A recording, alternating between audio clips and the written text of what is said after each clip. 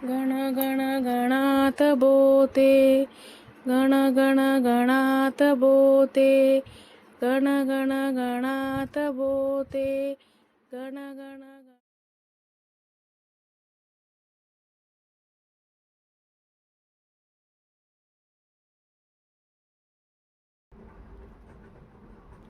अनंत कोटी ब्रह्मांड नायक महाराजाधिराज योगीराज परब्रह्म सच्चिदानंद भक्त प्रतिपालक शेगाव निवासी समर्थ सद्गुरु श्री गजानन महाराज की जय।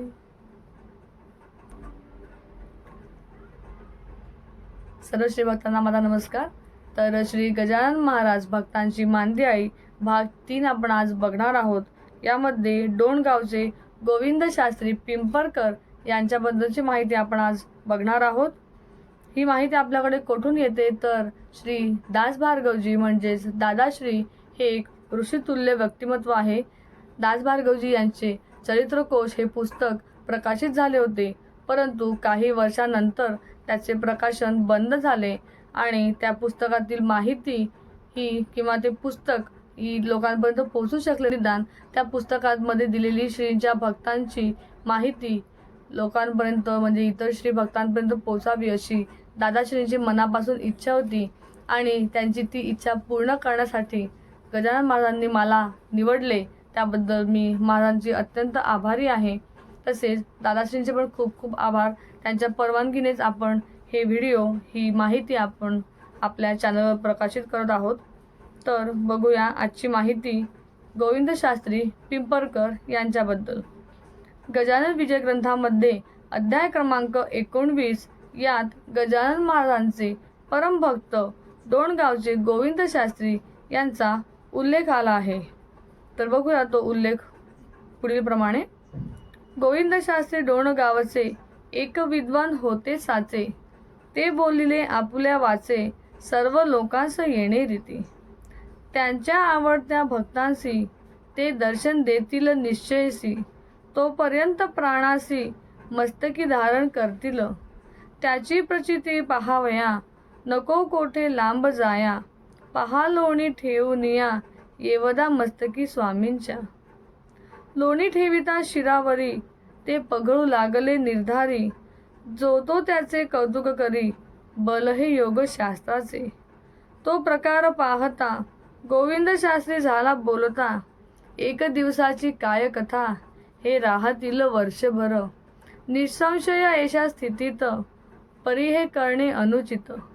आवडते अवघे आलिया भक्त, समाधी द्या स्वामींला।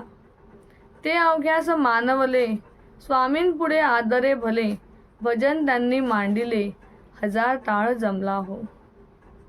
तर स्वामींनी समाधी घेण्यापूर्वी आपल्या आवडत्या भक्तांना स्वप्नात जाऊन आपल्या समाधीबद्दलची कल्पना दिली होती आणि त्यामुळेच गोविंद शास्त्री आणि त्यांच्याबरोबरच इतर काही त्यांचे आवडते भक्त हे स्वामींनी समाधी घेण्यापूर्वीच शेगावी पोहोचले होते। तर गोविंद शास्त्री समाधीच्या वेळी काय घडले आणि गोविंद शास्त्री यांच्यावर महाराजांचा कसा आशीर्वाद होता, त्यांच्या आयुष्यातील एक खूप मोठं संकट कसं टळलं हे आपण आज इथे ऐकणार आहोत, बघणार आहोत। डोणगावचे गोविंद शास्त्री हे प्रकांड पंडित आणि वेदशास्त्रात निपुण होते। महाराजांनी समाधी घेण्यापूर्वीच ते शेगावी हजर झाले होते।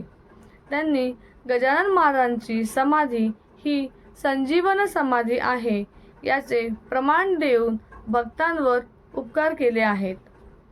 गोविंद शास्त्री हे त्यांच्या शास्त्रज्ञानावरून शास्त्री या उपाधीने ओळखले जाऊ लागले होते। ते ज्योतिषशास्त्रामध्ये निपुण होते। त्यांनी वेद आणि उपनिषद यांचा सखोल अभ्यास केलेला होता। ज्योतिषविद्यातील रमल या पद्धतीमध्ये ते अत्यंत निपुण होते। ते अचूकपणे भविष्य निदान करीत असत। तासनतास ते योग साधनाही करीत असत। समाधी लावण्याचा त्यांचा प्रचंड अभ्यास होता। गोविंद शास्त्री योगाभ्यासाचा अभ्यास करीत असत। ध्यान करण्यासाठी त्यांचे वेगळे असे देवघर होते. या खोलीला छोटेसे दार होते. त्या दाराला चंद्रकोरीच्या आकाराचे छिद्र होते.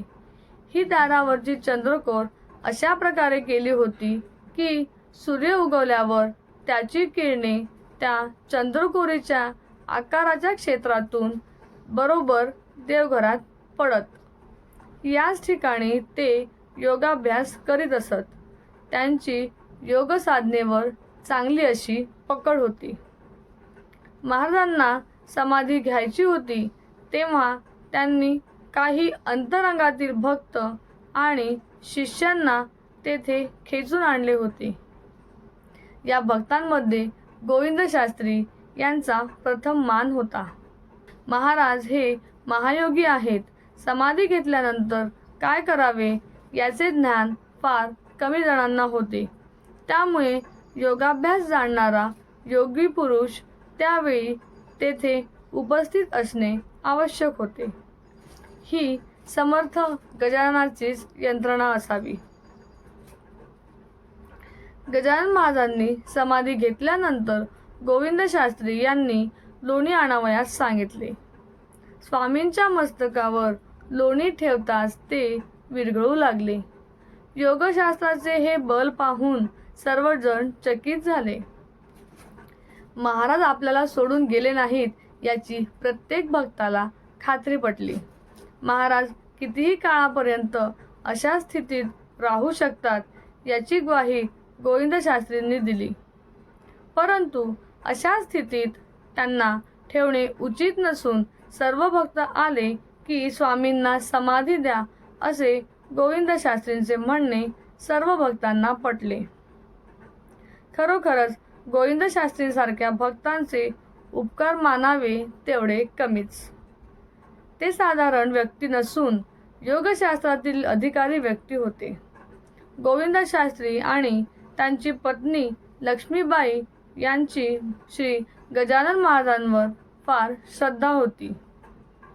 लक्ष्मीबाई आणि गोविंद शास्त्री यांनी गजानन महाराजांची महती आणि श्रेष्ठत्व जाणले होते. एखाद्या अज्ञानी माणसाच्या ज्ञानामध्ये आणि एखाद्या विद्वान किंवा त्या क्षेत्रातील अनुभवी व्यक्तीच्या ज्ञानामध्ये बराच फरक असतो. गोविंद शास्त्री दर्शनासाठी नेहमी शेगावात येत असत. एकदा त्यांनी श्री गजानन महाराजांना विनंती करून आपल्या घरी डोणगावला आणले होते. एकदा गोविंद शास्त्री बाहेर गेले असता त्यांच्या घरात काही चोर आले. गोविंद शास्त्रींची पत्नी घरी एकटीच होती. शास्त्रींच्या पत्नीला मारून त्यांचे सर्व सोने नाणे लुटून घेऊ असा त्यांचा बेत होता. चोरांनी गोविंद शास्त्रींच्या पत्नीला सांगितले की आम्ही गोविंद शास्त्रींचे परिचित आहोत. आम्हाला काम असल्याने येथे आलो आहोत. गोविंद शास्त्रींच्या पत्नीने त्यांचे हे बोलणे खरे मानून त्यांचे अतिशय उत्तम असे आदरातिथ्य केले. शेवयांची खीर करून प्रेमाने खाऊ घातली. ते सर्व 4-5 जण जेवून तृप्त झाले. ज्या स्त्रीने आपला पती घरी नसून सुद्धा चांगला पाहुणचार केला, तिच्या मनात आपल्याविषयी अपरिचित असून सुद्धा कसलीही शंका निर्माण झाली नाही, अशा शुद्ध अंतःकरणाच्या व्यक्तीला जीवाने मारणे आणि त्यांच्या घरची धनसंपत्ती लुटून घेणे हे योग्य नाही, असा त्या चोरांचा आपापसात वादविवाद सुरू झाला. त्यांची बुद्धी बदलली. त्यांनी बाईंना मारण्याचा आणि चोरी करण्याचा बेत बदलला. ते परत गेले. देव तारी त्याला कोण मारी, असाच हा प्रसंग. गजानन महाराजांची कृपा त्यांच्या भक्तांवर नेहमीच असते हे यावरून सिद्ध होते. शास्त्रींनी आपला चुलत भाऊ गणेश यांना वेदविद्या आणि ज्योतिष्य, त्याचप्रमाणे भजन कीर्तन याबाबतही सर्व ज्ञान अवगत करून दिले होते. आपला ज्ञानाचा वारसा त्यांनी आपला चुलत भाऊ म्हणजेच गणेश यांना दिला होता. गणेश पिंपळकर हे सुद्धा शास्त्रींप्रमाणेच गजानन महाराजांना खूप मानत असत. ते शास्त्रींसोबत शेगावला दर्शनासाठीही येत असत. कालांतराने गोविंद शास्त्रींनी सर्व संघ परित्याग करून काशीला प्रयाण केले. तेथेच वास्तव्य केले आणि काशी विश्वेश्वराच्या सानिध्यातच आपला देह ठेवला. महाराजांचे परमभक्त श्री गोविंद शास्त्री पिंपळकर यांची अप्रकाशित माहिती आपण आज आपल्या चॅनलवर बघितली. अशीच एका नवीन भक्तांबद्दलची मांदियाळी भक्तांची माहिती घेऊन मी लवकरच येईल. तसेच श्री गजानन महाराजांचे अनुभव आपण आपल्या या श्रींची प्रचिती या चॅनलवर बघत आहोत. तुमच्याकडे पण महाराजांचे असेच काही अनुभव असतील तर ते आमच्यापर्यंत पोहोचवण्याचा नक्की प्रयत्न करा. तुम्ही हे अनुभव मला खाली येणाऱ्या व्हॉट्सअप नंबरवर पाठवू शकता. तुम्ही आपला अनुभव एका कागदावर लिहून त्याचे फोटोज मला सेंड करू शकता. शक्य नसेल तर ऑडिओ स्वरूपात रेकॉर्डिंग करूनही तुम्ही मला तुमचा अनुभव पाठवू शकता. तसेच जर तुम्हाला तुमचे नाव प्रकाशित करायचे नसेल, प्रसिद्ध करायचे नसेल तर तुमचे नाव न सांगता फक्त एक श्री भक्त म्हणून तुमचा अनुभव आपल्या चॅनलवर आपण प्रसारित करू. तर श्री गजानन महाराज भक्तांची मांदियाळी आणि श्री गजानन महाराज भक्तांचे अनुभव साखळी बघण्यासाठी आपल्या श्रींची प्रचिती या चॅनलला सबस्क्राईब करा आणि प्रत्येक व्हिडिओचे नोटिफिकेशन मिळण्यासाठी बेल आयकॉनवर क्लिक करा, जेणेकरून पुढे येणारे सर्व अनुभव तुम्हाला अनुभवता येतील. तर भेटूया अशाच पुन्हा एका नवीन भक्तांची माहिती घेऊन आणि नवीन अनुभव घेऊन. तोपर्यंत श्री गजानन, जय गजानन. गण गण गणात बोते, गण गण गणात बोते, गण गण गणात बोते, गण गण